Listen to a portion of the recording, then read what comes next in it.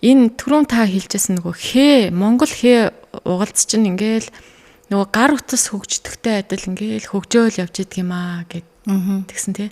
Тэгэхээр таны өөрийн зурсан одоо бүр шинээр гаргаад ирсэн ч гэдэг юм уу эсвэл ингээ өөрчилсөн сонин содон хээ угалц одоо энэ бүтээл дээр чинь гарсан уу? Сайн байцгаана уу үзэгчтэй сонсогчдоо. Хөгжингэр радиогийн weekly podcast эхлэхэд бэлэн боллоо. За хөтлөгч редактор Туул та бүхэнтэйгээ хамтдаа байна. За миний бэлтгэж байгаа энэ weekly podcast маань дандаа шинжлэх ухаан, таны мэдхүй, за тэгээд далд ухамсар гэд танд сонин содон мэдгэдэггүй өгөхөөр зочдоо урьж авчираад энэ сэдвийн хүрээнд ярилцдаг. За өнөөдөр бол Монголын урчуудын эвлэлийн гишүүн, зураач Ган Очрыг бид нар студидтэй урьж авчирсан. За тэгэхээр бид нар зургийн талаар, зураач хүний талаар ярилцах нэ. Өдрийн мэнд хүргэе танд. Өдрийн мэнд хүргэе. За ажил үйлс өндөр бүтээл ариун байна уу? Бүтээл ариун одоо үзэсгэлэнгээ гаргачаад 2-3 хоноод бийж. За. За тэгэхээр Ган Очир маань одоо бүтээл үзэсгэлэн гарсан байгаа. Тэгээд хоёулаа юун түрүүнд үзэж байгаа хүмүүстэй сонсож байгаа сонсогчдод өөрийнхөө талаар танилцуулъя. Намайг Ган Очир гэдэг Монголын урчуудын эвлэлийн гишүүн, уран бүтээлч.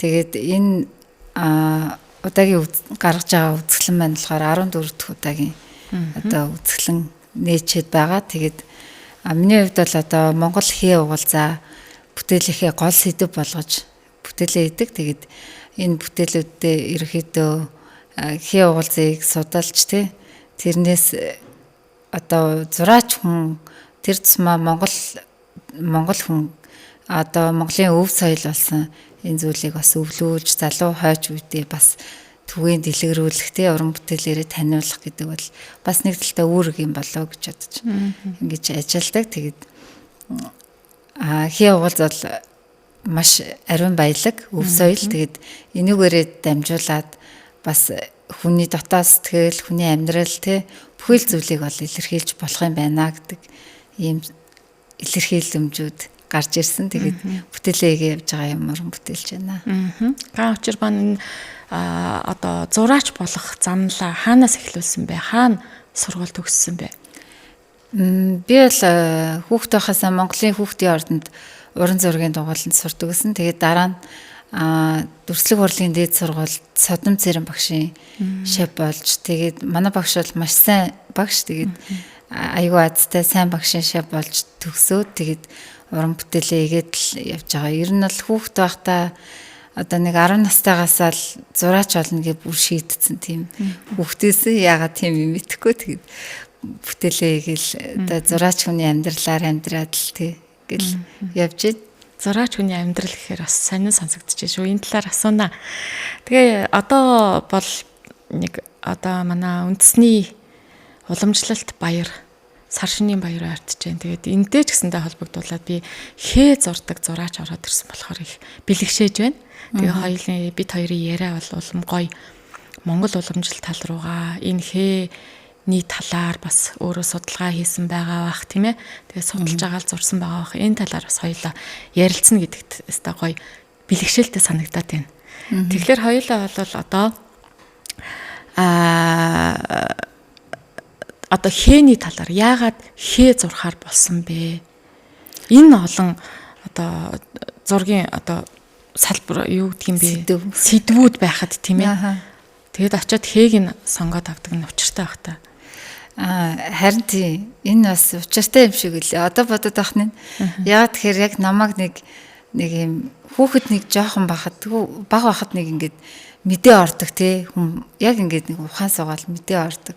Тэр үед аав яг ингээд хээ зурж таарсан. Нэг юм богинохон хугацаанд аав ингээд хээ зурдаг одоо гэрийн тавилга хийдэг гэсэн манай аав. Тэгээ тэр үед би ингээд нөгөө аавын юм дээрээс нөгөө зуралцсан. Тэгээд тэр будгаар айгүй ингэж тоглолдог гэсэн байхгүй.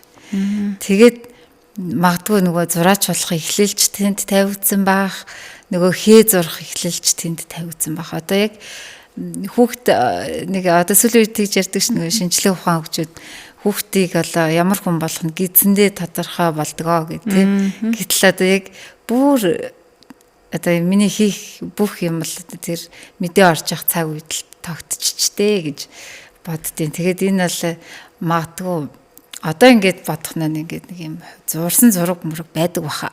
Хувь тавилан ч юм уу тий. Тэгээ яагаад тэр алс говалта тий тэр баруун хязгаар төрцөн тэгээд яаж яваад ингээд зураачлах зам л ингээд бүх ингээд замын ингээд заацсан юм шиг тэгж ясаар гал тэгэл одоо хүртэл яг зураг зураал явж байгаа юм. Тэгээд тэрийг бол би яг тэр бага наснаас л өгсөн өгдөл юм байна гэж бодсон. Гэхээр энэ нөгөө одоо гаргаж байгаа үзэгслэн тэгээ өмнө нь 12 удаа үзэгслэн гаргацсан гэсэн үү? Том жижиг тэгээд гадаад дотоод нийлээд ерөөхдөө нийт одоо соло бидаас үзэсгэлэнгийн 14 дэх нь 14 ч юм. Энэ 14 үзэсгэлэн бүгдөө хээний талаар байсан уу? Хамгийн анхных бол одоо сургуулаа дөнгөж төгсөөд гаргасан үзэсгэлэн бол бүр юм холимог техник CD тэгээд өнгөөр тоглосон тийм ажлууд дар үзэсгэлэн гаргаж ирсэн хамгийн анхных нь. Тэгээд дараагийнх нь 3 дахь үзэсгэлэнгээс эхлээд орж ирээд эхэлсэн. За одоо би нэг танаас их сонин миний л өөрийн одоо сонирхож байгаа асуулт ч тийм. Энэ нөгөө уран зураг зурж байгаа ер нь юм зураг зурж байгаа хүний тарих одоо энгийн бидний хүмүүсээс их өөрөөр ажилтдаг байх гэж би бодоод байна. Яг ингээд зураг зурж авах үед ингээд ямар мэдрэмж авах вэ? Яаж ажиллаж идэм бол би тэгж бодод дээ шүү дээ. Яг бүтээлээ хийгээд яг урлан дээр очиод ингээд хорвоо ертөнцөөс тасарчдээ шүү дээ. Яг ингээд тэр нэг дуртай хөгжмөө тавиад тэгээд яг зураг зураал сууж яхад бол ерөөсөө нэг юм өөр ертөнцөд очичдаг. Би бол урлагаа деважин гэж боддог байхгүй яг юу дотроо.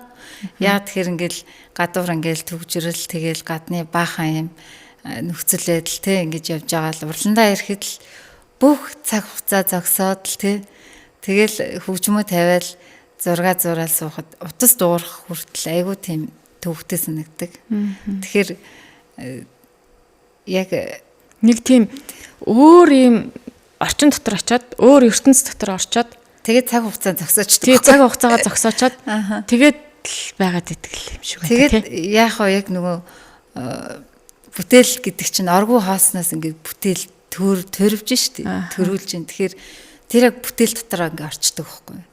Тэгээд тэр ингээд надад одоо яг бүтээл хийхэд тэр хөгжим бас айгүй нөлөөтэй. Дээрэс нь ингээд яг тэр зураг ингээд төсөөлөл дотроо ороод тэгээ бүтээлээ хийдэг. Сая би нэг 100 үе бас нөгөө реалист тийм ажлуудаас хийдэг байхгүй. Тэнгүүд 1910-ад онд амьдарч исэн эмэгтэй хүний хөрөг зурах надад ажил гарч ирэхгүй юу. Тэнгүүд би тэр 1910-ад оны үеийн дуунуудыг сонсоод тэгжээж тэр зургийг зурж исэн. Сүүлд бол одоо ингээд бүтээл үзэсгэлэнгийн бүтээлүүд дээр бол илүү одоо ингээд яг өөрийнхоороо тий яг өөрийн одоо дотоод ертөнцөө чагнаж тэгж хийсэн бүтээлүүд байгаа. Тэгэхээр зураач хүний энэ бүтээл өөрөөс нь ундран гарахтаа тархинаас уу сэтгэлээс уу та юу гэж хариулах вэ? Тархинаас, сэтгэлээс, мэдрэмжээс тий бүх юмнаас байдаг байх. Тэгээ яг нэг онгод ордог гэж ярьдаг ш тий. Онгод гэдэг зүйл байдаг л байгаа байхгүй.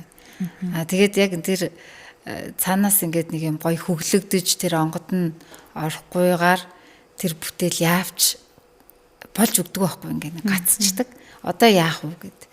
Тэгэхээр яг нэг тэр төсөөлөл яг сайн ингээд бодоод боловсруулсан бүтээлээ тий бүх цаг үеэ ингээд өөрөө нөхцөлдүүлж тий өөртөө ингээд бий болгож агаад тэгээд утасныхаа юм бүх юмыг унтрааж агаад тэгээд ингээд бүтээлээ хийгээд яадаг. Тэгэл цаг хугацаа болоод ингээд 3 цаг 4 цаг амар хурдан өнгөрцөн байдаг.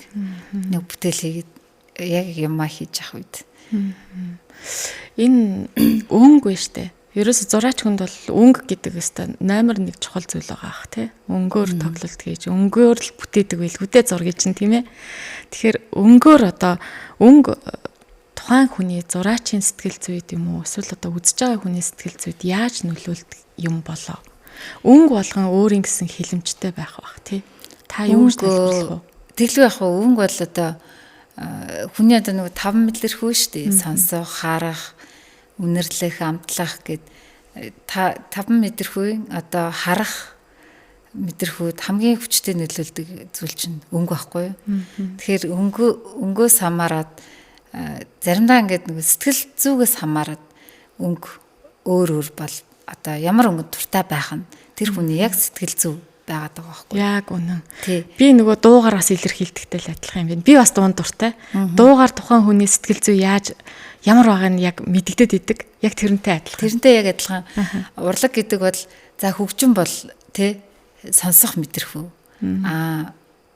Уран зураг бол харах мэдэрхүү. Тий яруу найраг бол одоо бар унших одоо ингээд бүх урлагийн төрлүүд тий ингээд өөрөөр төрлөөр л ингээд хүний сэтгэлийг ингээд илэрхийлж явдаг байгаа байхгүй юу. Тэгэхээр заримдаа ингээд юу яд юм аа. Нэг ингээд аим гоё ногоон ялангуяа ингээд хавар дуусаал 100 эхлэхийн үед ингээд нэг гоё бүх юм ингээд тод өнгөөр зурмаар санагдаад байхгүй. Тэр ингээд сэтгэл зүйд нэг юм гоё шин юм эхэлж байна. Хүн өөрөө байгалийн амт шүү дээ. Тэгэхээр нөгөө цаг агаараад агаад бас хүний сэтгэл зүй өөрчлөгддөг баг. Таны дуртай өнгө ямар өнгө вэ? Би одоо бүх өнгөд л дуртай. Заримдаа саарл бүх юм саарл болчдөг. Заримдаа бүх юм цэнхэр болчдөг гэл те. Заримдаа бүр нэг юм ягаанаар л зураад амирч юм шиг. Тэгээд ер нь бүх өнгө байж аж энэ хорвоо ертөнц яг оршин тогтнож байгаа юм шиг санагддаг. Бүх юм хэрвээ өнгө байхгүй бол те бүх юмыг хар цагаанаар нөгөө зурагчийг хар цагаанаар хардаг гэсэн бол төсөөлгөж амар те. Тэгэхээр яг өнгө бол үнэхээр одоо хүнийг яадаг одоо хүний сэтгэл зүйд нөлөөлдөг. Ялангуяа нөгөө одоо сүүлийн үед бүр нөгөө интерьер дизайнд ч гэсэн те зөөлөн ногоо өнгийг төлхөө яах юм бол одоо их ажилтай явж байгаад стресс ихтэй ажил хийдэг хүн бол ингээд гэртээ ирээд тайвширдаг ч гэдэг юм уу те. Тэр чин хүн болгоны одоо хүн болгоны сэтгэл санаа өөр идэг те. Тэгэхээр тэрэндээ тааруулж бас альва юмны өнгийг сонгох хэрэгтэй гэдэг баг. Тэгээд тэрийг одоо мэдрэмжийг ер нь хүн болгон болж өгвөл те тийм мэдрэмжийг мэддэг байвал одоо өнгөний талаар бас мэддэг байвал зүгээр санагдаад. Мэдхийн тулд яах ёстой болоо?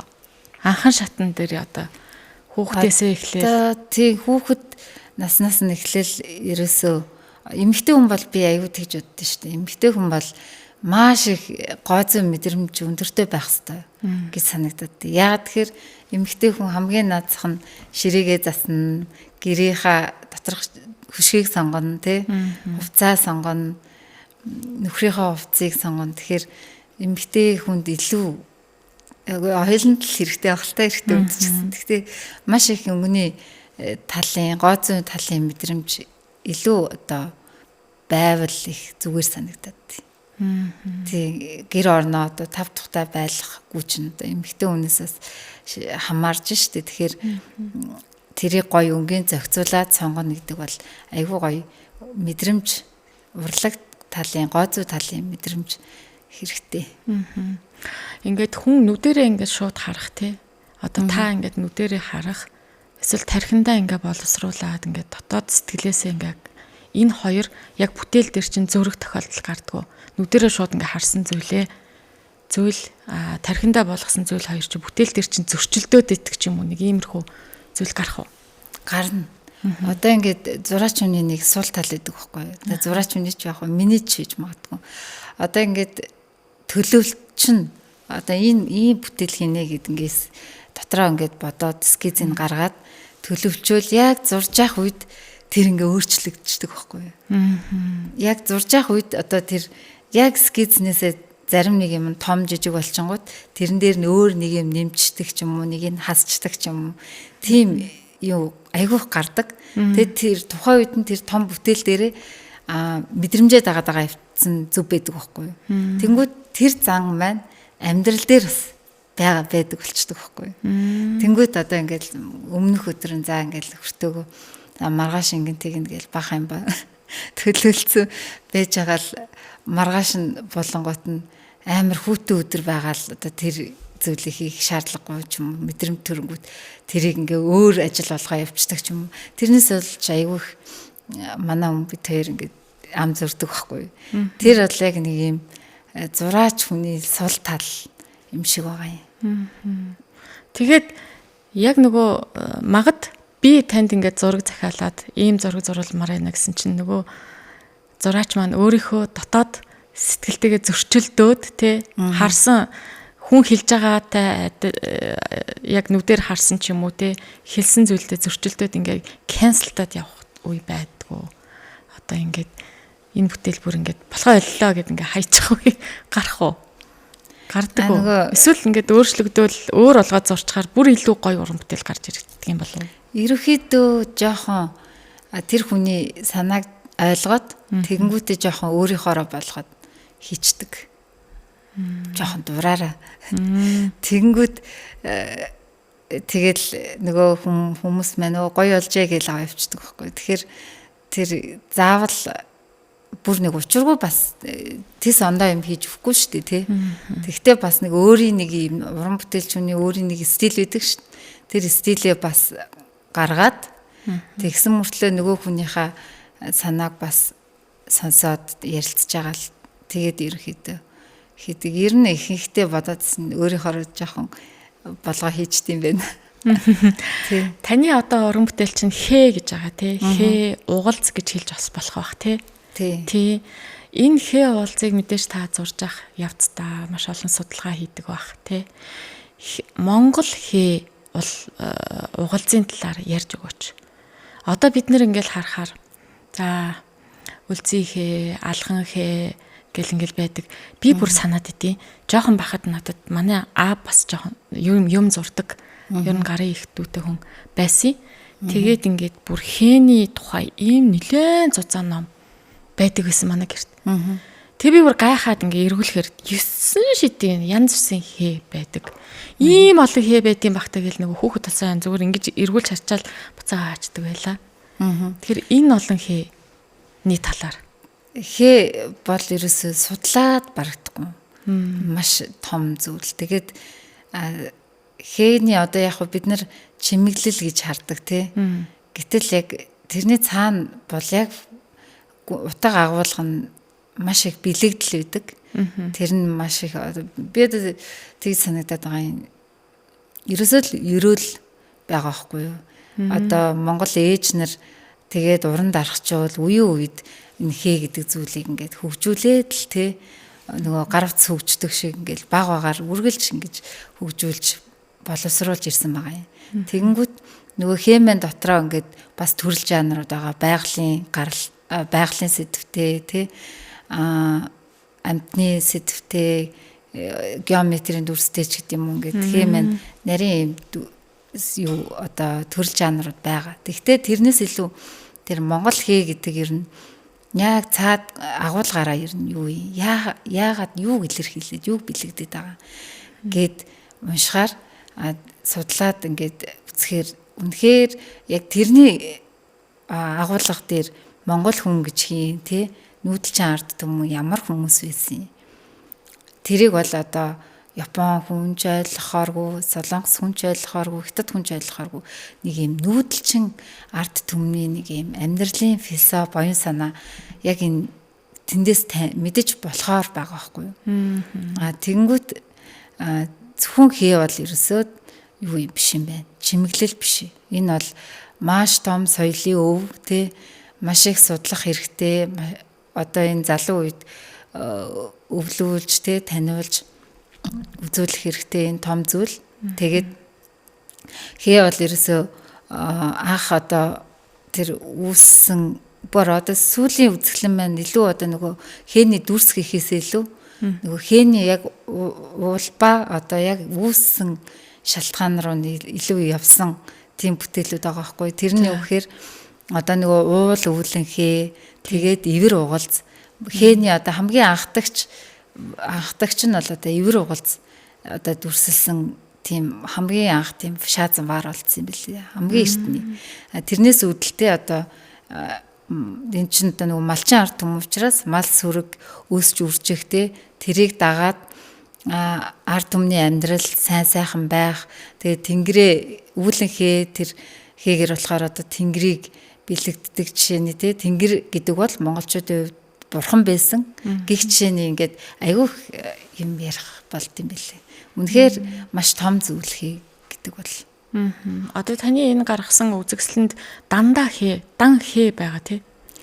Хээний одоо яг саний миний ярьдаг тэр уул үүлэнхээ тэгээд тэр ивэр угуул цамар угуулснуудыг одоо дүрсийн одоо ашигласан. Тэгээд одоо нэг монголчуудын одоо гэр сууц бол одоо гэр байсан. Гэрийн одоо гол материал нь эсхий байсан тий.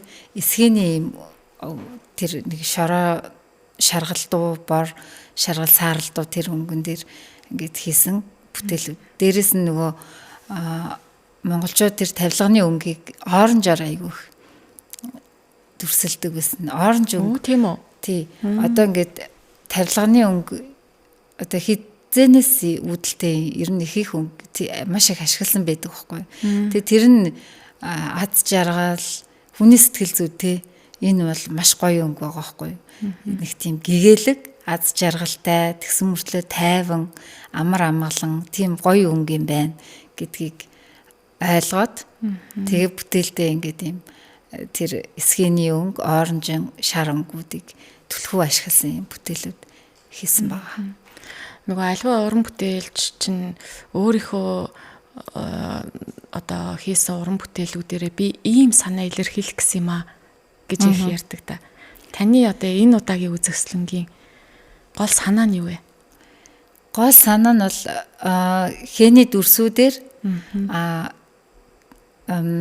одоо юу хүний амьдралыг бас хүний дотоод сэтгэл зүй те хайр хорвоо ертөнцийн одоо бүхэл юм хайрн дээр тогтдог те ихийн хайр одоо энэ хорвоог ингээд юм зөөлөн болгож утга учиртай болгодог цор ганц юм бол хайр те тэр сэдв тэгээд дээрэс нь нараар одоо илэрхийлж маш олон зүйлийг илэрхийлсэн одоо хүний дотоод сэтгэлийн тэр зарим хүмүүс надад тийм санагдсан юм зарим хүмүүс ингээл айгүй тийм урлагаас хол дуу мөн сонсож байгааг нь би ерөөсө харж байгаагүй тийм хүмүүсээс амар тийм хатуу сэтгэл амар харгас зан чанар харагддаг байхгүй. Тэр бол ерөөсөө тэр хүний тэр нэг юм хайрын мэдрэмж шүү дээ. Тэр нэг юм уян зөөлөн хүнлэг тэр сэтгэлийг гэдэг юм байхгүй байгаа байхгүй. Хит их одоо ингээд нэг юм хуулийн яс дүрмийн те дүрм журмын тийм хүмүүсийг харахад жоохон тийг санагддаг байхгүй. Тэгээд ер нь л энэ урлаг гэдэг бол үнэхээр маш хэрэгтэй зүйл. Хүүхдийг одоо ингээд бид нар үр хүүхдийнхаа төлөө хийх хамгийн том ажил бол ерөөсөө дуу сонсох хэрэгтэй, шүлэг уншиж өгөх хэрэгтэй, гоё уран зохиолын ном уншиж өгөх хэрэгтэй, тий. Уран зургийн галерей үзүүл, тий. Тэр бол хүүхдээ хүн байх одоо яг үндсэн суурийг тавьж байгаа байхгүй юу? Тийм зүйлээс хол байх тусам хүүхдээс харгас те хүнээс ер нь том болсон хань ч гэсэн те хүнээс их тийм хатуу харгас зан чанарууд илэрхий харагдаддаг байхгүй юу? Тэгэхээр энэ яг дуу сонсох одоо бусад урлагийн төрлүүд дээ шүү дээ, төрөл жанрууд, дуу, шүлэг, одоо бүжиг өөр зөндөл олон байна.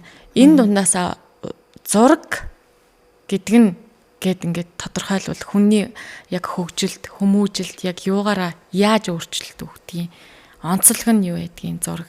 Яг зураг нь юм гэсэн юм байх уу? Ер нь бусадтайгаа адилхан л. Ерөнхийдөө хүний сэтгэл хурж байгаагаараа төсдөөд үү. Тэгтээ одоо дуугаар бол одоо ингээд юу яадаг штэ. Бид нар янз бүрийн одоо ингээд зөөлөн ном төгөлдөр хуурын ая сонсоход нэг ингээд тэр нэг аяны ийм нөлөөнд ингээд автчихдаг шүү дээ хүн тий. Гэтэл ингээд рок дуу сонсохоор бас тэрэнд автаад ингээд хүний сэтгэл зүй айгүй нөлөөлдөг тий. Гэтэл уран зурагч гэсэн бас тэрийг харах талаас нь тэгж нөлөөлөх. Ялангуяа абстракт зураг, орчин үеийн уран зургууд бол бүр илүү оюун санааны төвшинлөө тий орцсон. Тэгэхээр уран зураг бол одоо илүү зурагт дуртай хүмүүсийн нэг юм ялгааг харахад арай илүү ингээд альва юмсыг тий юм сонин соргог хардаг болцсон байдیں۔ Одоо ингээд байгаль дээр явж хахад л ингээл нар руу хараад нарны наавар ингээд модны одоо нафт юу мөчөр ингээл нэхгүй харагдаж чинь тий. Тэрийг зарим хүн олж харахгүй байхгүй. Тэрийг ингээд жоохон юм мэдрэмжтэй хүн бол ингээд вау ямар гоё харагдаж байна. Тэр нар жаргаж байгаа ямар гоё харагдаж байна тий. Тэр чин бол ерөөсөө юу байгаа байхгүй. Яг тийм шүү. Олж харах нүд бэлгийн мэлми гэж ярьдаг чинь монголчууд бэлгийн мэлмитэй болж байна бол гэсэн үг. Гинтхэн нэг гоё тодорхойлол тий. Жишээ санагдчихлаа. Найзтайгаа явжсэн чинь маа найз намарт дуртай. Тэгээ намрын нэг юм шаргал ингээд навч унтчихсан нэг тийм үе байдаг штэ.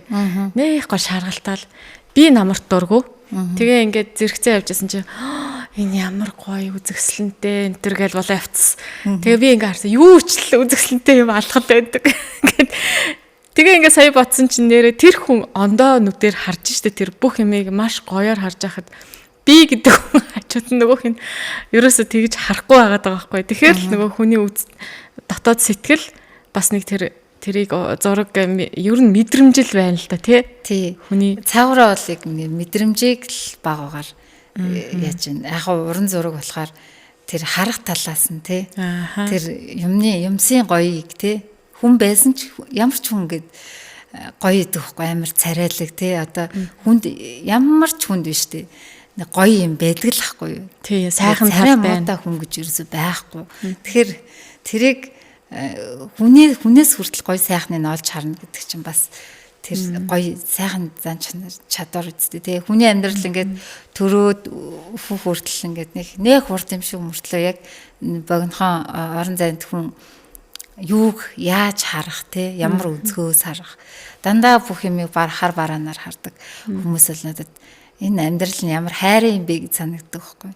Тэгэхэд ингээл хөгжим сонссон ч гоё хөгжмөөс гоё ая олоо сонсчдаг тий. Тэр гоё юм харсан ч юмны гоёыг олж хараад гэдэг бол тэр бол одоо магадгүй тийм төрлөхөөсөө тийм одоо мэдрэмжтэй төрнө гэдэг бол би бол бурхны бэлэг багтал гэж бодож байна. Тэр ингээд нөгөө зураг үзэж байгаа хүмүүс одоо ингээд галерейд ингээд зураг үзрээ явж илаа гэж бодъё. За тэгээд зураг үзэж байгаа хүнд одоо тухайн зураг хүний сэтгэл зүйд ер нь зураг яаж нөлөөлдөг юм бэ? Та юу гэж боддог вэ? Галерей ер нь л энэ зургууд тий одоо галерейд л голдоо одоо уран зургууд өлгөөтэй байна л да. Тэгээд галерейд үзээд гарахад одоо хүн юугаар зөөрлөл бид нар ингээд нэг тоглолт үзээд гарахад нэг өөр л гардаг тий. Эсвэл одоо нэг кино үзээд нэг гоё сайн кино үзээд кинонд автаад ингээд сэтгэл санаа өөр болоод нөгөө нэг өдөр тутмын хийдэг ажил тий амьдралын нэг хэвийн цикл амьдарч штэ тий ажил гэр юу гээл тий тэрний хажуугаар ингээд нэг кино үзээд гарахаар нэг өөр болдог.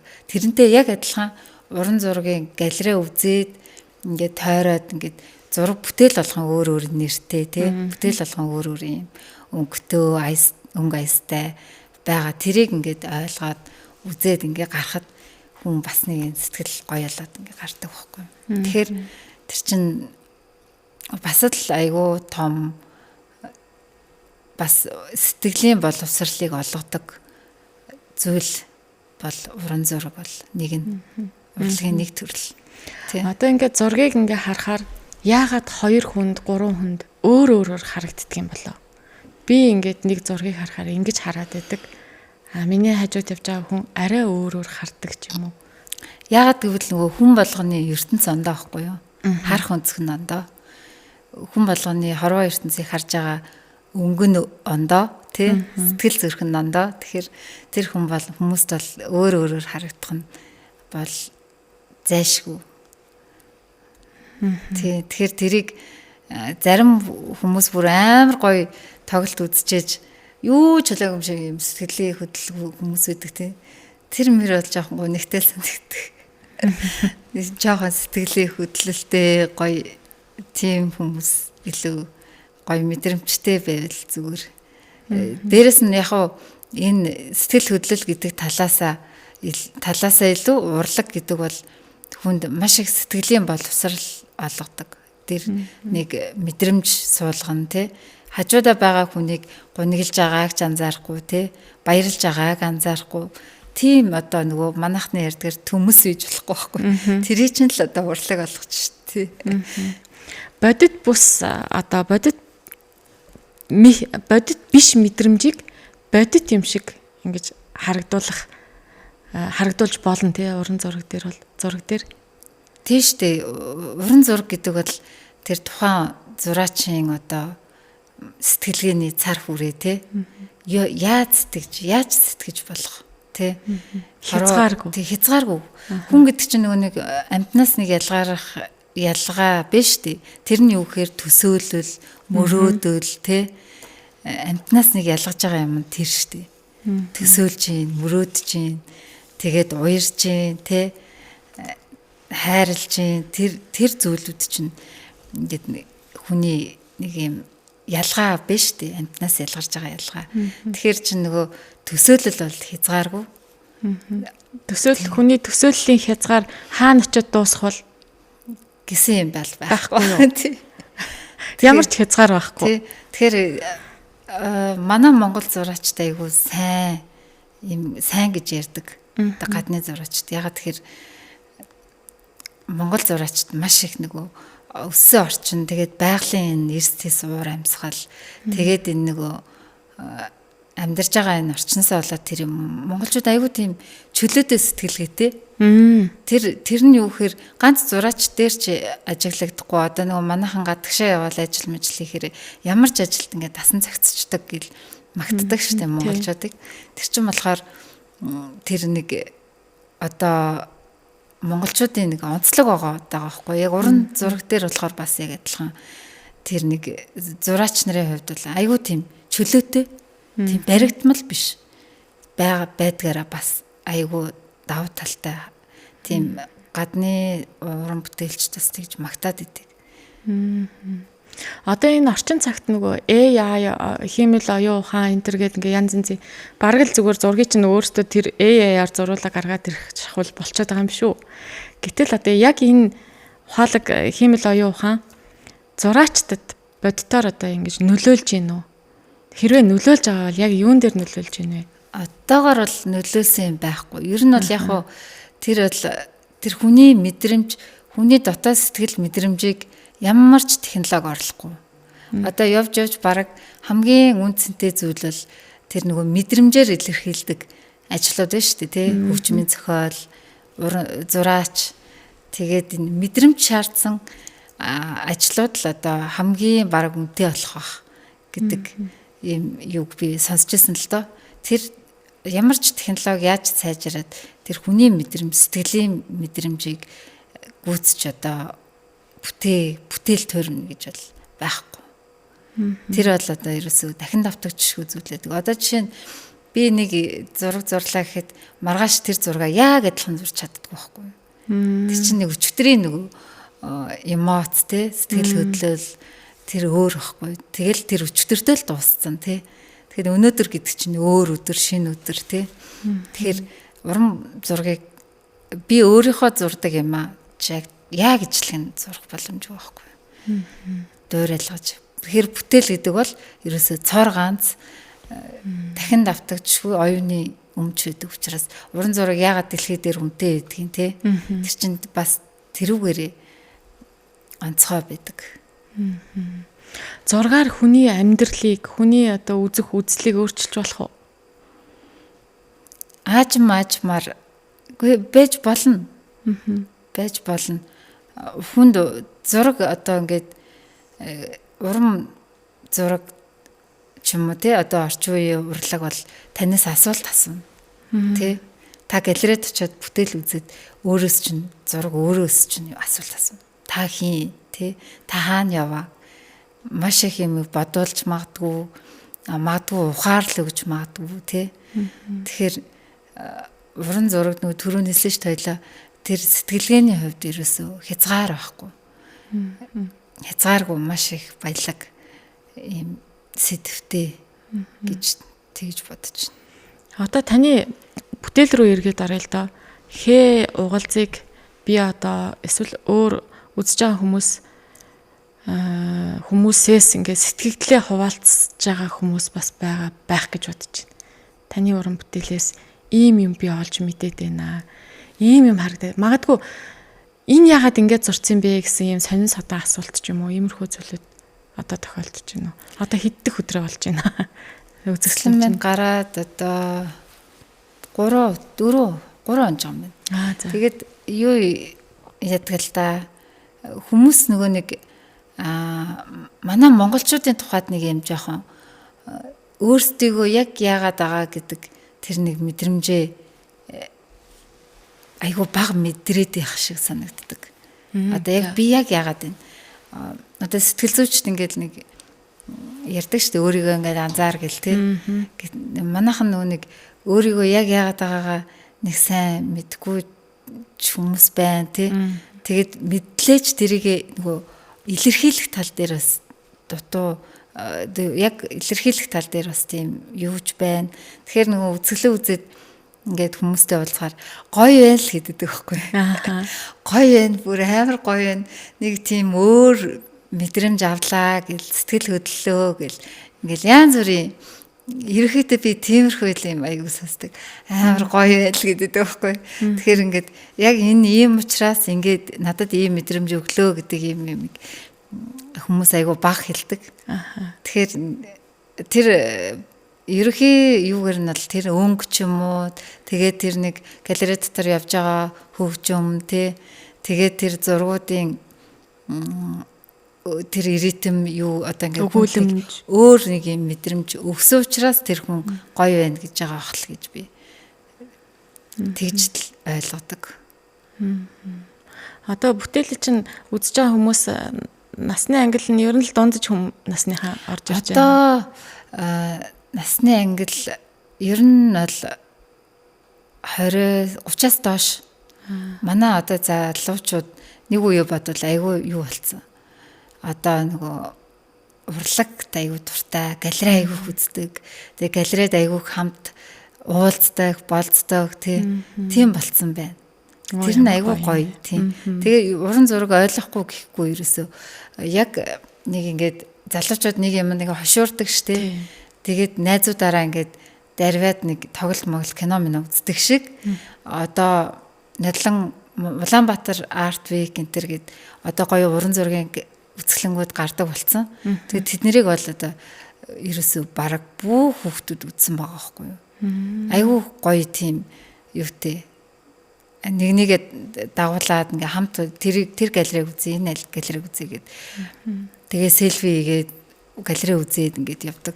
Тийм болцсон. Тэр нь бас айгүй даваа талтай. Одоо гадаадад бид нэр ингээд явхад чинь галерейнаас айгүй улсын одоо тий жуулчд галерейг нь үзэх гэж одоо үзэсгэлэнгийг үзэх гэж бүр гадаадаас зорж очдөг. Тийм том үзэсгэлэнгүүд болдог байхгүй юу. Тэгэхээр тэгээд ер нь бол өндөр хөгжилтэй орнууд бол том уран зургийн контемпорари урлагийн музейнүүд, галерейнууд айгүй өндөр хөгжсөн. Манайх бол яг хөө тэгэл явж л байгаа. Хөгжөхөд энэ түрүүн та хэлжсэн нөгөө Монгол угалц чинь ингээл нөгөө гар утас хөгждөгтэй адил ингээл хөгжөөл явж идэг юм аа гэд тэгсэн тий. Тэгэхээр таны өөрийн зурсан одоо бүр шинээр гаргаад ирсэн ч гэдэг юм уу эсвэл ингээ өөрчилсөн сонин садан угалц одоо энэ бүтээл дээр чинь гарсан уу? Байлгүй ах уу одоо үед нөгөө нэг ээж нар уран дарагчуул зураачид ингээд зураад л зохиогоол тий. Ингээд л ирсэн байгаа. Миний хувьд бол бас би сая нэг ном гаргасан. Тэр ном маань юу гэхээр би өөрийнхоороо одоо өөрийнхоороо одоо зохиож гэх юм уу? Одоо өмнөх хээнүүдээ ерөөсөө цоо шинээр төрөх ямарч боломжгүй. Ингээ яг нөгөө өмнөх одоо үеийн хээнүүдээ өөрчлөх дээр баяжуулд юм уу? Ингээд орчин үед миний тэр гаргасан ном юу гэхээр одоо нэг бид нар зөвхөн одоо галерей ороод зураг үзээд гарах биш.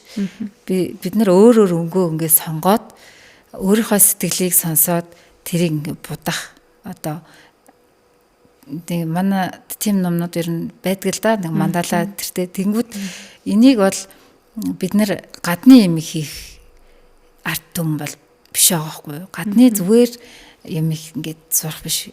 Маш их өв соёлтой арт түмэн биш үү. Хээгээ ингээд будаа сууж явах хэрэгтэй байхгүй юу. Одоо ингээд та өдөр болгон эфир дээр ингээд ажилтай, офисын ажилтай хинч байдгийн тий. Гэтэл тэр номыг ингээд сэтгэлээ сонсоод тий өөрийнхөө дуртай өгч юм уу тавиад ямар өнгө илүү сонгоод байна. Тэргээр бас өөрийгөө ажиглах тий. Тэгээд өөрийнхөө одоо стресстэй үедээ тайвшрах тий юм одоо юм релаксын бүк гэд би тийм ном гаргасан. Гэхдээ энэ дандаа миний өөрийн зохиосон хээнүүд байгаа. Тэгээд эн чинь бас нэг талдаа хүүхд залуучууд бол хэсэг хугацаанд ч гэсэн дэлгэснээс хол байх энэ нөгөө хүний одоо нэг урлагийн тэр мэдрэмжийг хөгжүүлэх те тэр тал руугаа илүү одоо өгөөжтэй юм болов гэд тийм ном гаргасан байгаа. Тэгвэл их гоё. Нэр нь ямар нэртэй ном бэ тий? Сэтгэлийнхээ гэд одоогоор бол Мир номын дэлгүүрт тэгээд номын дэлгүүрүүдээр ерөөхдөө байгаа. Таны бүтээл одоо жишээ нь нэг бүтээл гэхтэл хэр удаан зурж ээж, хэр удаан бодож ээж, төвлөрж ээж гардаг вэ? Гараас гарна гэсэн. Дуусна гэсэн үг. Тийм. Бүтээл болгон янз бүр. Айгуу нөгөө түрүүний ярьдаг шиг яг гоё ингээд бодож боловсруулад бүр ингээд тархинд яг ингээд цэгцэрсэн бүтээл бол айгуу хурдан гарах тохиол байна. Зарим нь болохоор айгуу удаан гарна, сармаар ингээд хаалдаг болж өгдөг ажиллаж байна. Зарим нь өдрийн дотор өдрийн хугас ингээд гарчдаг ажиллаж байна. Тэгэхээр янз бүр. Таны хамгийн хайртай бүтээл чинь ямар бүтээл вэ? Хамгийн хайртай гэхээр ер нь л бүтээл болгон айгүй их тийм ялангуяа нөгөө хээ чи өөрөө айгүй тийм чимэглүүр ихгүй юу. Тэгээ хээгээ ингээд зурхаар ингээд бүр өстө мараг нөгөө нэг бясалгана гэдэг шиг л ингээл нэг бүрчлээ ингээд дээр нь юм наах те нөгөө холимог техникийн аргаар хийхээр янз бүрийн материал ашиглана. Тэгэл ингээд одоо сүүлд одоо гарч байгаа үзэсгэлэнгийн зарим бүтээлүүд бүр нөгөө кофений шар, кофений үр тэр оруулсан. Тэрээр болохоор нөгөө хүний амьдралын амт те гэж юу юм гэдэг тийм сэдв дагуу одоо маш их янз бүрийн одоо материалыг ашигладаг байхгүй юу. Тэгэхээр хээгээ зурхаар хээ гэдэг бол айгүй тийм чимхлүүр байдаг болохоор тэр бүтээл хийгдэж эхлээд дуусах хүртлээр маш их сэтгэл шингэдэг. Тэгэхээр айлч зурганда яг нэг юм оргуу хоосноос ингээд нэг бүтээл гаргаад ирэхээр яг нэг өөрийн хүүхч гэдэг байхгүй. Тэгэхээр хайргүй байх ямар ч үнсгүй. Их сонин ямар бүтээл хийж гин гэж гэлээ. Тэрнээсээ дурдаач одоо кофений үр гэлээ. Өөр юу байж. Тэгээ чимхлүүр юмнуудаар хийдэг гэхээр нь би бүр толгой эргэжлээ. Зурдгийн бах гэсэн чинь бүр хийдэг болоо явчлаа. Тэгээд зурлаа. Тэгтээ яг нөгөө орчин үед чинь нэрээсээ mixed media холимог техник аргаар тий холимог техникийн янз бүрийн материалыг одоо миний илэрхийлж байгаа санаа биш тий. Жишээ нь одоо дуун дээр яах юм бол тэрэн дээр ингээд за энэ аялгау ингээд дандаа ингээд гитар яваад байвал асуудаггүй шүү тий. Тэрэн дундын гоё бөмбөр орё, саксофон орж ирээ гэдэг шиг тий. Уран зурган дээр болохоор дандаа ингээд будгаар өнгө бол байна. Тэгтээ тэн дээр ингээд нэг холимог техник, кофений шаар те, кофений бүрхий өрнүүд, тэгэл одоо янз бүрийн глосс ийм өөр ингээд материалууд шингэн шилж юм уу. Ингээд оруулаад ирэхээр яг миний гоё илэрхийлэх гээд байгаа нэг санаа маань гоё ингээд баяжаад гарч ирдэг байхгүй. Тэгэхээр тэр бол яг уран бүтээлчийн өөрийн юу л дээ онцлог. Тэгээд миний сүүлийн үзэсгэлэн бол ерөөхдөө айгүйх кофе тэргээр юу гэхээр уул уулынхээний наан кофе гэд тэ илүү орчин үе. Тэгээд энэгээр болохоор амьдралын амт гэж юу вэ? Магадгүй тэр үзэгч өөрөөс нь асууж байгаа байхгүй юу? Та ер нь тийм гоё. Одоо хүний амьдрал нэх урт юм шиг хэрнээ бас богинохон тий. Айвуух ингээл залуу хүмүүс гэтэл байхгүй болчдөг. Гэтэл энэ хугацаанд гоё амьдарч чадж байгаа юм гэсэн бас нэг асуулт тэр зүй бүтээлээс явж байгаа байхгүй юу? Мөнх юм шиг амьдардаг. Ер нь хүн айвуу тийм мөнх юм шиг аливаа юмд ханддаг тий. Мөнхөл байж байгаа юм шиг нэгээ гомдоодог тий. Тэр болгон ерөөсөө л яг яадаг байхгүй юу?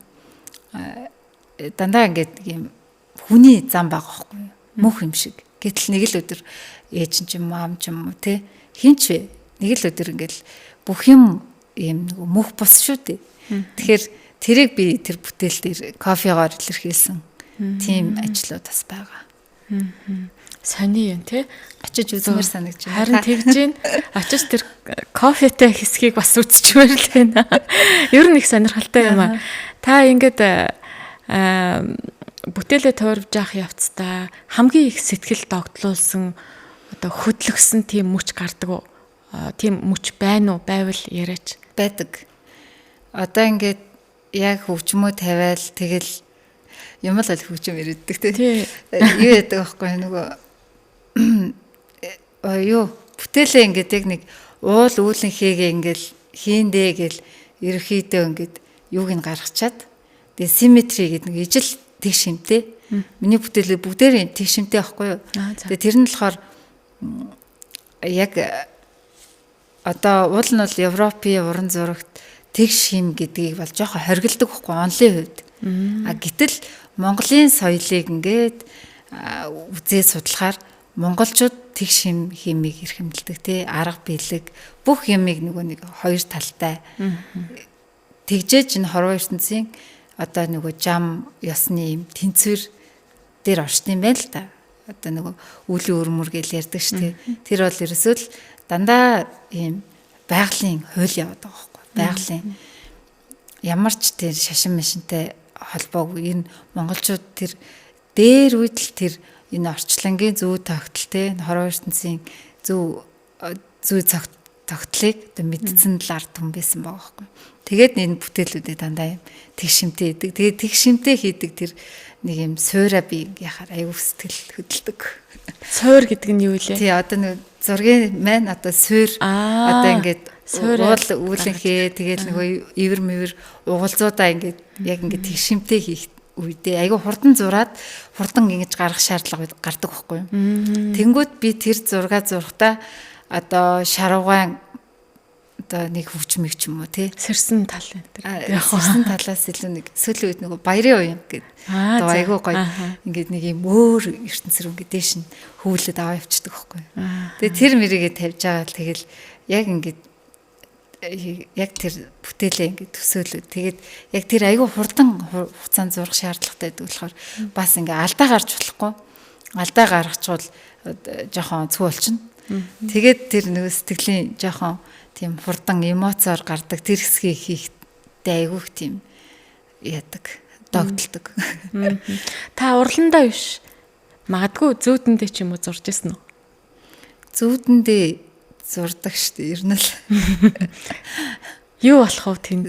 Тэгэл яг нөгөө зарим нөгөө алдартай хүмүүс чинь зүүдэндээ уран бүтээлээ хийгээ гараад ирсэн. Тийм тохиолдлууд бас байдаг шүү. Айгуу тийм мундаг кейс мэсэл одоогор байхгүй. Гэтэ яг нөгөө өдөржин ингээд нөгөө хийгээ ингээд бүр ингээд нэг бүрчлээ ингээд угалцруулаад яриад зураал тийм юм үед ингээд шинэ унтгаал нүдэн анингууд нөгөө хэмээ ингээд харагддаг. Тийм бол тохиолдлууд байдаг. Түүнээс бол одоо нөгөө хин шиг бит Бетховен билүү.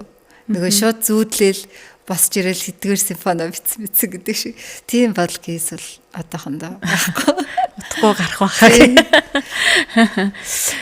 Таны нөгөө өвлгөр дуурайлал авдаг ч юм уу тийм хүн байдаг байлгүй дээ. Одоо тэр алдартай зураач эсвэл миний тийм багш гэл ингээл хүмүүс ярих дуртай байдаг штэ. Бас энийг асуухгүй орхиж болохгүй байна. Тэгэхээр тийм хүн бас байгаа баг. Үлгэр дуурал мэдээж багшаас аавна.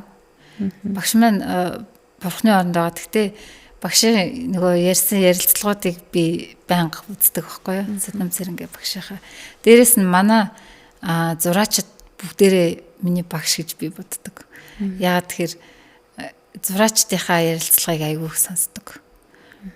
Тэгээд ер нь урлагийн одоо бусад төрлийн одоо жанцсан наргай ч юм уу тий тэр агуу одоо яг уран бүтээлийн тухай ярьсан ярилцлагуудыг сонсдог.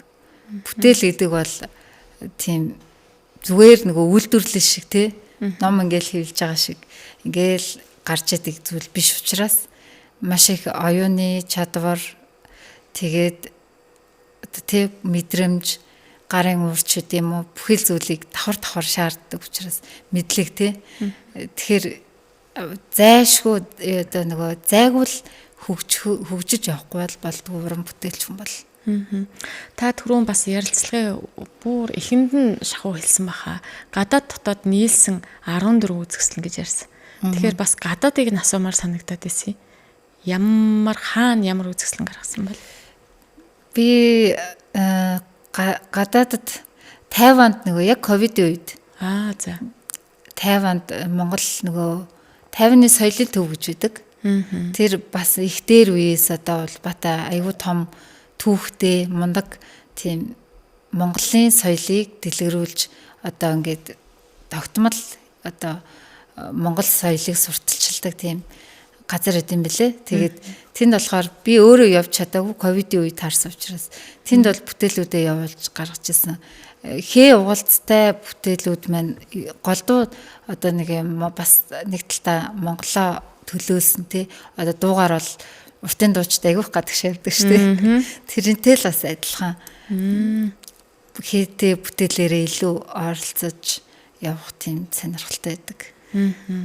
Энэ хээ угалзын талаар бас асуух нэг зүйл байна. Одоо энэ Азийн орнууд те зүүн өмнөд Аз одоо энэ Төв Аз гэл ингээл энэ Азийн орнуудад хээ угалз бол байдгүй ш байдаг. Хятадд байна те. Одоо тэгэл урагшаага бас Тайландд бүр ингээ угалзраал яваад өгөх жишээний ч юм уу те. Бүр нөгөө өөрсдийнх нь одоо хил соёл дээр нь үсгэн дээр нь хүртэл харагддаг штэ. Ингээ угалзарсан үсгнүүдтэйж байх чинь баг хээгээ харж марч юм шиг ийм байдаг. Тэгвэл Монгол нь энэ бусад орнуудынхаас юугаар ялгаатай байд? Монгол хээ нөгөө нэг өөрөө нөгөө хээ зурдаг болохоор энэ тийм дандаа нөгөө хэмэн дээр нүд тусаал явдаг байхгүй. Тэгэхээр Монгол хээ маш их хөгжүүлсэн юм бас нэг сүм хийдүүд байдаг. Сүм хийдийн гаднах одоо хээ угалзууд өөр Монголтой Монгол жоохон төстэй. Тэгээд урагшаага Хятад руугаа яваад ирэхээр арай өөр болоод ирэх чинь өнгөний сонголт тэгээд одоо казак хээ гэхээр илүү төлхөө хар өнгө орсон тий. Одоо илүү юм нөгөө үзүүртэй юм хээнүүд төлхөө ашигласан байдаг. Казак бол бас хээний их орн тий. Тэгээд Монгол хээ бол илүү тийм юм зөөлөн юм дугуй төгсгөлтэй. Тэгээд дээрэс нь нөгөө гол хээний юу нь бол одоо дүрс нь бол нөгөө эвэр хамар угалз илүү төлхөө орсон байдаг. Тэгээд нөгөө өнгийн дагнаасууд орснороо ялгарч харагддаг. Одоо нөгөө имжээр хээнүүд гэх юм уу юу гэх юм бэ одоо нөгөө алхан хээ ингээ захаар нь явчихсан тий. Үүлэн хээ бол ер нь байгалийн шинж оруулчихсан байдаг гэдэг юм уу. Тэгээ ахын бас ийм идэл хэрэглэл оруулсан хээнүүд гэж бас байх уу? Одоо би нэг сонсч байсан юм төв шуудангийн дээдл ингээд алхан хээдэг. Тэр ингээд алхан хээ ерөөсө төгсгөлгүй айгуу гоё оруулж өгсөн байдаг гинэ. Одоо манай өвдөцмэс социализмын үед юм байлгүй. Тэгээд төв шууданд одоо үйл ажиллагаа явуул төвшөөд ингээд ерөөсөө үйл ажиллагаа нь зогсон байж тэ тасалдаж тэгж байгаагүй гэж би хүнээс сонсч байсан байхгүй. Дотор нь ингээд үйл ажиллагаа явуулж исэн тэр компаниуд айгүй ингээд дивжээ явцдаг ч гэлөө. Би тиймэрхүү юм сонсч байсан. Тэгэхээр энэ хээ гэдэг бол нөгөө миний түрүүн ярьсан нөгөө ерөөл юм гээд дүрсээр илэрхийлсэн ерөөл бол хээ явуулсан. Манай монголчууд дээр үесээ одоо соёлоо айгүй аман хэлбэрээр үлгэр домог, туйс те дуу хуур тэгээд дүрсээр одоо нэг учиргүй хэм бичээд те бичих соёлын юм үлдээхээс илүү хээг болохоор ингэж дандаа бас өрөөж тэгэж одоо эд хэрэгсэл дээрээ гэж тусгаж ирсэн байгаа байхгүй. Одоо бэнштэй манай нөгөө тулах байна. Тулах чинь ингээл тойрол хийгээд шүү дээ. Алхаа одоо нөгөө гал голомт нь тасрахгүй тий үргэлжтэй бадамлж байхыг гэдэг. Одоо ерөөсөө айгүй миний яриа тийм болсон бац тий. Нэрээ тийм дээ. Тий. Одоо ингээл тэр галан хээг гэж хүртэл байна тий. Тэгэл улаан өнгөөр монголчууд юуг бэлэгдэжсэн, цэнхэр өнгөөр юуг бэлэгдэжсэн. Ерөөсөө л ингээд дандаа нэг бэлэгдлийн юм руу маш их орцсон. Тэгээд хээнүүдийн бэлэгдэл одоо тэр алхан хээ, түмэн насаа хээ, үлзий хээ нэр бүгдээрээ бэлэгдэлтэй. Тэгээд тэр бэлэглэлээр л дандаа тэр айлыг, тэр хүнийг ингээ өрөөжсэн байгаа байхгүй. Би бодож илаа танаа гэр дүүрэн хээ байдаг бах та гэж ба. Үгүй шүү дээ бүр амар минимал. Тийм үү? Цуцалгаа. Тийм үү? Нөгөө завсчны мөр юу гэдэг шиг миний урланд ингээд нэг битүү дүүрэн ирэмэрэ хээ мэтэ ингээ бүтээлүүд үүдэг. Гэр бол бүр аюу минимал бүр цуцалгаа бүх тавилгын цагаан сарлаа. Тийм байгаад байдаг. Хандаа нэг ч зураг байхгүй. Тийм үү. Хээ зурдаг хүний хувьд бол айл гэрт те нэг иймэрхүү хээ байж байвал их зүгээр дээ бэлгшээлээрээ өрөөлөөрөө гэж хэлвэл ямар хээ байвал их зүгээр байдаг вэ? Ер нь хээ болгон өөр гэсэн юутэй онцлогтой. Одоо эрүүхээ хээ гэхэд эмэгтэй хүний гоо үзэсгэлэн залуунаас те ингээд юм нэг залуу насны тэр нэг гоо үзэсгэлэн баяр баясгалаад жаргал тийм сайн сайхны ингээд бэлэгдсэн юм гоё хөнгөн юм утгатай хээ байх жишээ нь тий. Тэгэхэд үлзээхээ түмэн насны хээ бол ерөөсө төгсгөлгүй үргэлжилсэн. Тэгэхээр хээ болгон өөрийн юутэй. Яг нь манай гэр хэдий тийм одоо би нөгөө хийдэг ажилласаа одоо өөрөөр гэрээ хэдий тэгж минимал байлгасан ч гэсэн нөгөө аяг шаазан тий ширээний скетчерч байт юм уу дандаа тэмхээтэй юмнуудаас мэдээж бэлэгдлээ бодож бас тэр монгол хүний хөөргөний дайлан гас өсвөлээл те дээл хувцс тэр болгон дээр бол хээ шингэждэг. Тэгэхээр тэр хээ гэдэг зүйл бол монголчуудын яа харахгүй соёлын том өв. Зөв. Тэгэхээр зураг бол тархины хэл юм гэд хэлжүүл та санал нэгдэх үү? Тархины гэхээр бол яг нэг тал руугаа болчиход байгаа байхгүй юу? Сэтгэлийн сэтгэл орно, мэдрэмж орно, тарих орно. Тэгээд одоо уран зургийг хүн өөрөөр ойлгож ш тэ. Тэгэхээр тэр хүний сэтгэл, тэр хүний одоо нэг тархиныхаа л одоо багтаамжийн хэмжээгээр л тэрийг тусгаж явдаг багтал гэж бодож байна. Таны үзэсгэлэн одоо хэдэн хүртэл гарах вэ? Үзэсгэлэн маань 2 сарын 16 хүртэл. 1 сарын хугацаатай гарна. Цагаан сар хүртэл бараг гарна гэсэн. Хаана байрлаж байгааг хэлээ дээ. Regis Place гэдэг 19-р орол Тимэдэ өшөөний зүүн талын барилга 21 давхурт нь Art of UB гэдэг гэлэрэд гарч байгаа. Зөв.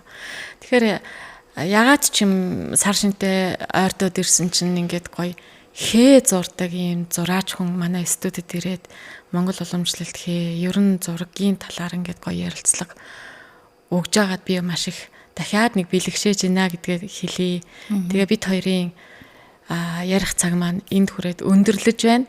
Магад бас таны тэг ярьж амжаагүй зүйл байвал одоо төгсгөлд нь ярих боломж нээлттэй. Тэгээ хоёлаа энэ хөө яриагаа өндөрлөе та тий. Ерөөхдөө ярих гэсэн юмнуудаа ярьсан баха. Тэгээд миний бодлоор бол одоо айгүйх бодож явдаг юм юу гэхээр энэ залуучууд хүүхдийг ерөөсө багаас нь айгүй галерей үзүүлмээр байгаа байхгүй. Тэгээд галерей үзүүл зааж чадахгүй бол орой унтахад нь үлгэр уншиж өг, шүлэг уншиж өг, тэ уран зохиолын ном уншиж өг. Тэ энэ нэг хүний одоо боловсрал, сэтгэлийн боловсралаас ингээд нэжгээд одоо хүний ирээдүй хамаардаг тий. Тэгэхээр ерөөсөө бид нар яг энэ үр хүүхдээ л айгүйх анхаарах хэрэгтэй.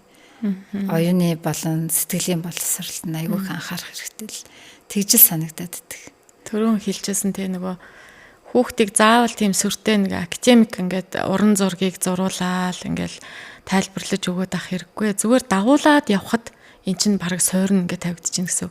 Зүгээр өөрөөр нь үзүүлээд ингээд яв гэж тэгжсэн тий. Ер нь бол яг зуруулах чинь практикаар хүүхдэд мэдрэмж сууж байна.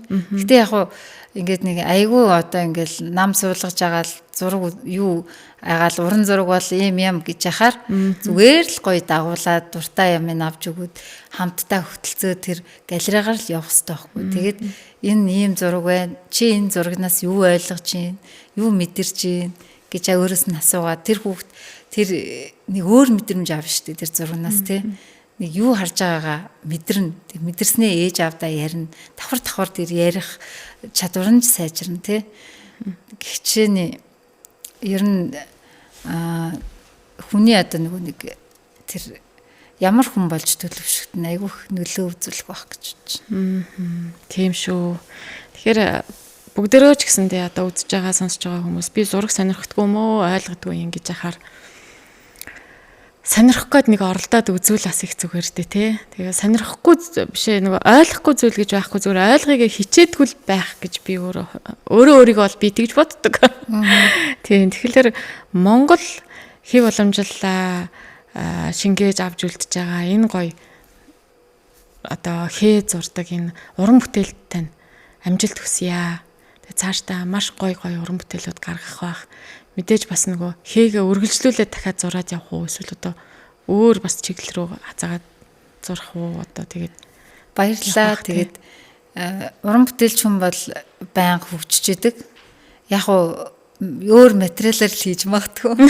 Өөр арга техникээр хийж магадгүй. Гэхдээ хээнээс өөр юм нэг өөрчлөлт байхаа энэ сэдвээс угаасаа хээ бол одоо судалж зурж дуусгаад миний амьдрал миний насч багдана. Тийм том зүйл учраас зүгээр стол нэг юу мэл өөрчлөгдөх бах. Одоо материал хийж байгаа дүрслэл тий. Одоо янз бүрийн техник нь л өөрчлөгдөж магадгүй. Түүнээс хийгээ бол зурсаар л авах болно. За танд баярлалаа гэлалаа. Тэгэхээр манай студид өнөөдөр Монголын урчуудын эвлэлийн гишүүн зураач Ган Очир ирж оролцлоо. Тэгээд зургийн талаар гоё сонирхолтой мэдээлэл болоод гоё сонирхолтой ярилцлагыг өрнүүллээ. Ингээд Хөгцэнгэр радиогийн Weekly podcast маань энд хүрээд өндөрлөж байна. Үзэгчтэй сонсогчтой та бүхэн Хөгцэнгэр радиогийн одоо бүхэл подкастуудыг Хөгцэнгэр радио гэсэн пэйж хаягаар за мөн YouTube сувгаар за мөн MNB телевизийн сувгуудаар бас үзэж сонирхоорой. За сонирхсан асуулт бас бид нартэй холбогдох одоо сонирхож байгаа тэгээ холбогдохыг хүсэж байгаа хүмүүс маань доор бас комент хэсэгт сэтгэлдээ үлдээгээд холбогдож болно. Ингээ хамтдаа байсан бүх үзэгч сонсогчдод баярлалаа. Дараагийн дугаараар эргээд уулзъя.